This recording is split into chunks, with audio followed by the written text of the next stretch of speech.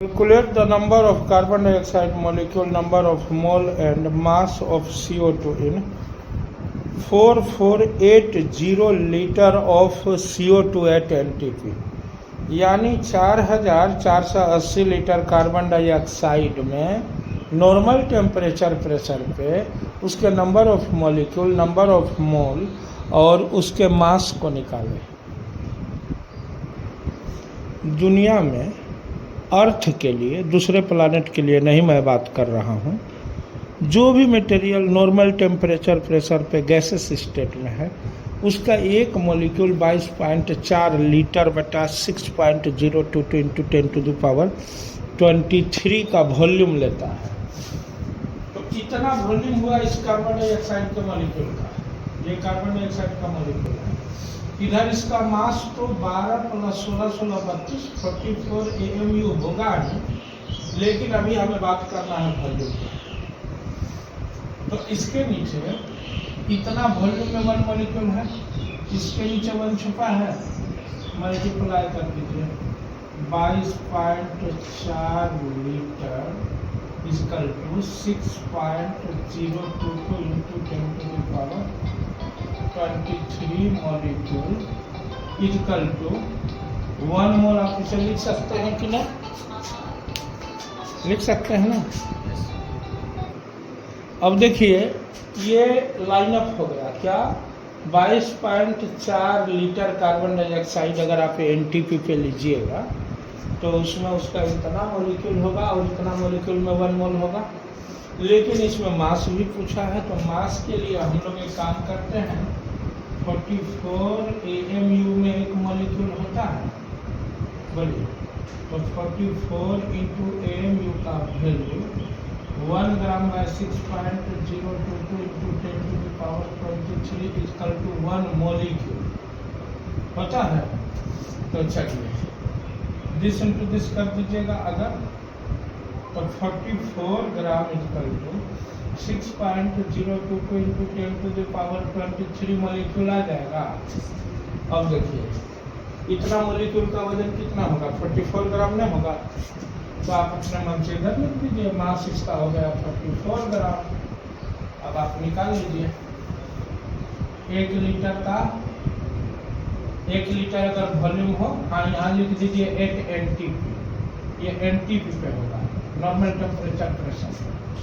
1 litre का कितना हो जाएगा? 6.022 into 10⁻23 molecule by 22.4 litre and 1 mole by 22.4 litre 44 gram by 22.4 litre. इसलिए कितना में 4480 लीटर में निकालना था।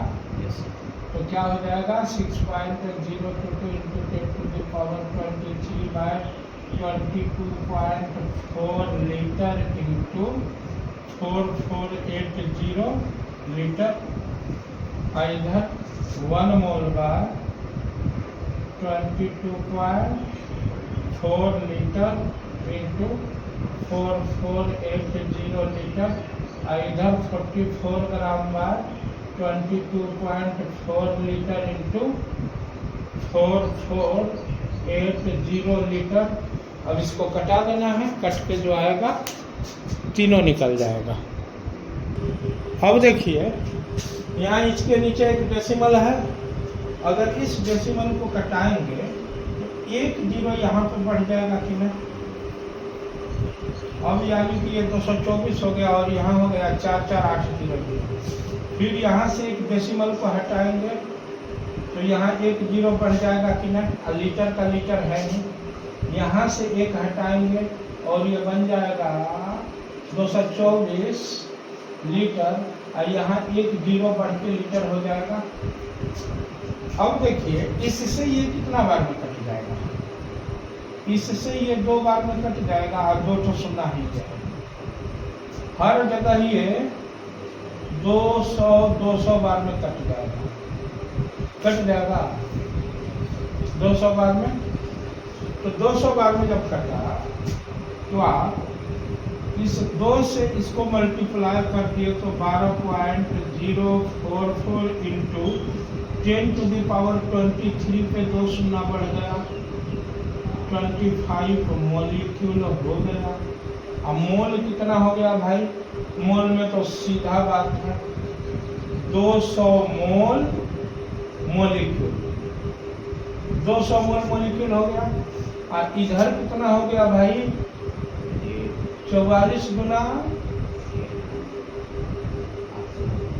800, 8800 ग्राम, यानी कि 8 किलो 800 ग्राम वजन होगा।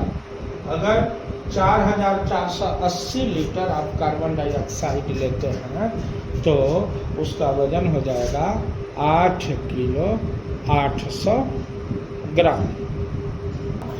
मान लीजिए कि कार्बन डाइऑक्साइड के जगह पे ऑक्सीजन गैस पे ये क्वेश्चन दे देता। ये तो अभी अभी आपने सॉल्व किया था कार्बन डाइऑक्साइड पे, हर जगह कार्बन डाइऑक्साइड पे कैसे आपने सॉल्व किया था? देखिए यहाँ 44 ग्राम आया है, आया नहीं। अब इसी को ऑक्सीजन गैस पे उतना ही वॉल्यूम है, आप देख सकते हैं ये वॉल्यूम उतना ही है, सब कुछ सेम आएगा, केवल मास चेंज होगा ना।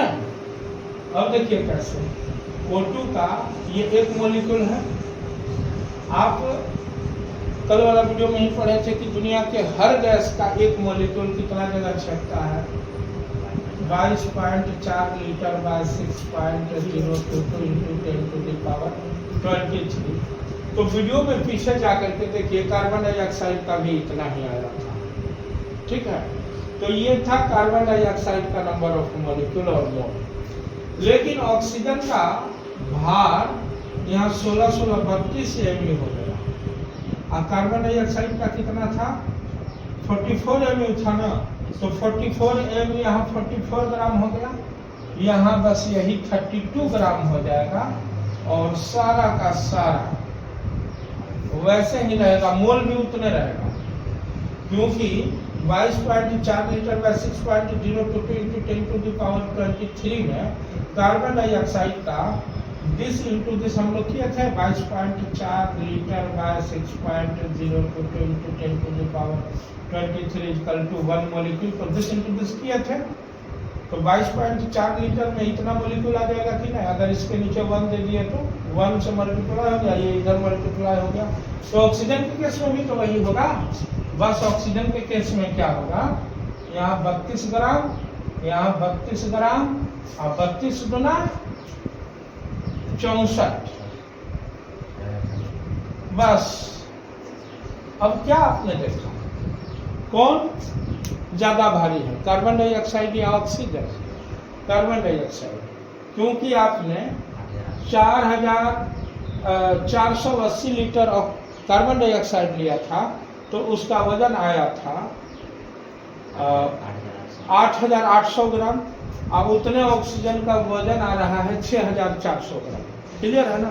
अब इसी पे अगर आप नाइट्रोजन का प्रयोग कर दीजिए तो नाइट्रोजन का होता है N2 14 28 आ गया ना।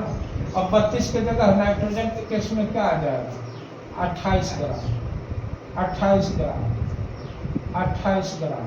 अब 28 को 2 गुना कर दीजिए, 5600 ग्राम आ गया। तो यही तो गैस का ये कंसेप्ट है, खाली वजन बदलेगा, नंबर ऑफ मॉलिक्यूल और मोल सेम रहेगा।